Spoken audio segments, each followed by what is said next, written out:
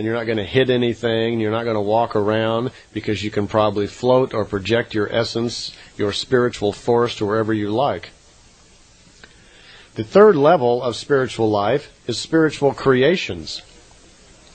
At this point, you are probably so developed as a spiritual being that you are very involved, probably helping lower life forms come into life, get through life, providing perhaps, maybe this is what spirit guides actually may turn out to be. These higher life forms, people on the last throes of physical life, which can actually provide life force, not life force energy, but spiritual energy to lower beings to use, to learn from. Perhaps it's broadcast at subconscious levels and we pick up when we sleep and so forth. The fourth level of spiritual life is disembodiment of the spirit from organical matter.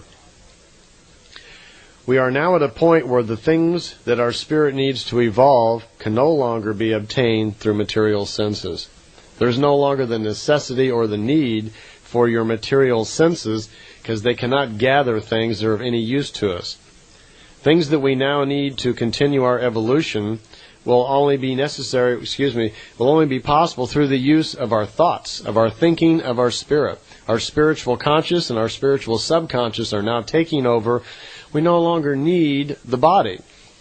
If we no longer need the body, we no longer need the death cycle, which means we no longer need our senses. At this point, the death cycle will stop. And we move into the fifth level of spiritual life, which is the first spiritual existence. That means you move into a state of existence which will last for thousands of years, perhaps tens of thousands of years, where there is no longer a death cycle, where the body, you are still in a physical body, but it's fading, where you would be so less dense, so light in weight, that at some point someone could put their hand right through you. At first you would still be able to be seen as a physical form, but your features would be getting, less distinct all the time. Your body then has so little density to it, you probably weigh a pound and then practically nothing. But there's no more need for the death cycle, that stops. The sixth level of spiritual life is the final spiritual existence. The final spiritual existence would be a point where your spiritual energy has existed then for tens of thousands of years, has ultimately come together in connection with other spiritual forces, other spirit forms, and created what is commonly called collective consciousness. At that point, that collective consciousness, or high level of life, which Billy calls the Patali level, or even the Arahat Athrasata level, which, by the way, is 7 different levels. Arahat Athrasata is a combination of 7 spirit forms together at one time. That's a collective consciousness. Patali level is even higher. At that point, there is no awareness, and has not been for tens of thousands of years. There is no awareness of the material body or senses any longer. Such does not exist. You are almost totally out of the coarse matter being, and now becoming a fine matter being. Okay? The 7th level of spiritual life is pass over into creation. There is a point at which the being then becomes so developed. We've been moving towards perfection all of these billions of years, and now we are almost to it. We have got to the point where wisdom and knowledge is so great. We now have such knowledge of creation, we are beginning to participate in the actual workings of creation. Our fine matter existence is at such a high level where the frequency of our thoughts is so high, we are almost totally out of touch with any material existence. The things that we do then, I can hardly imagine, would certainly be at the level more of just the control of creation itself and nothing to do with day-to-day life cycles. The 7th step of development of human life is called creation's life.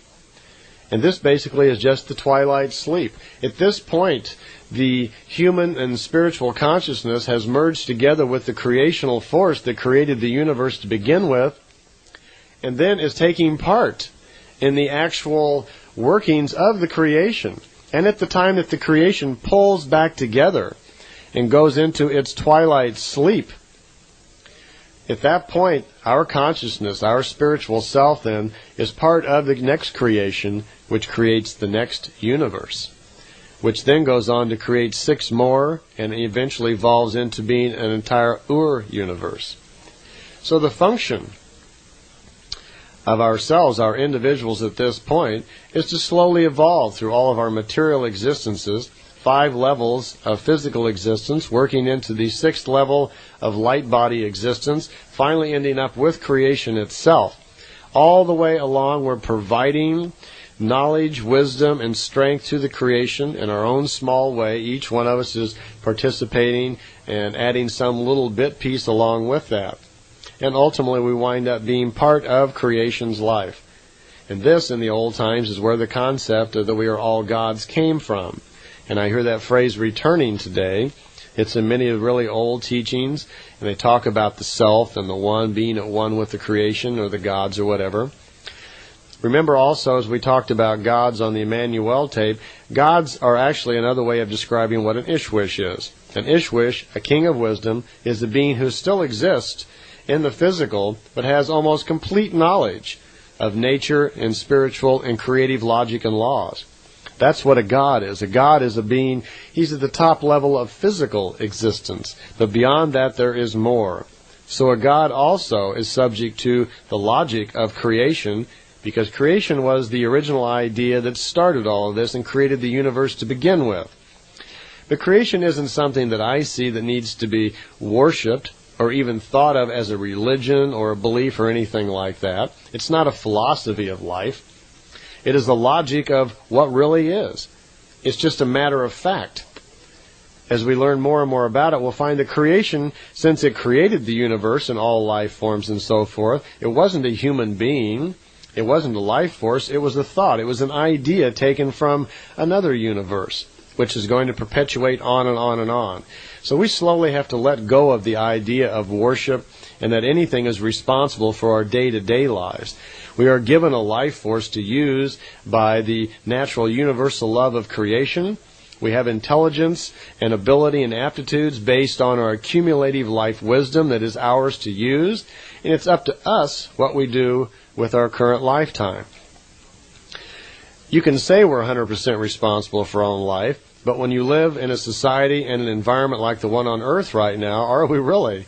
I mean, there is so much of life which is dictated to us. There is so much of life that is forced upon us, where you're going to live, how you're going to think, what you're going to react to, how you're going to dress. There are so many things in life that are pushed upon us that we really don't have too many choices. So we are at a point of development where it's very difficult for the individual, once he even decides to lead a more spiritual life, it's very difficult. For one thing, you can't live in a major area, a major city, and consciously think that you're going to have very much spiritual growth. Because one of the first things you find out when you start developing yourself more spiritually is that we're all tuned into each other.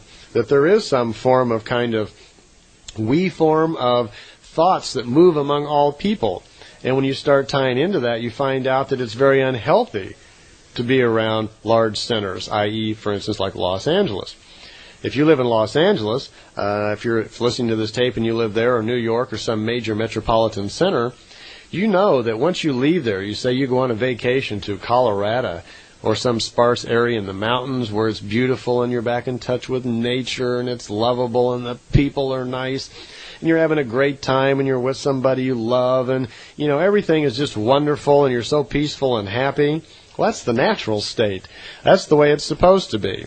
It's in that environment, in that state of mind, where you can actually start growing spiritually because you're living more as a spiritual person. But when you get back on that plane and vacation is over and you go back to your major metropolitan, smog-infested city full of hate, anger, prejudice, and everything else going on, you have to defend yourself against all of that. As soon as you get back, it's like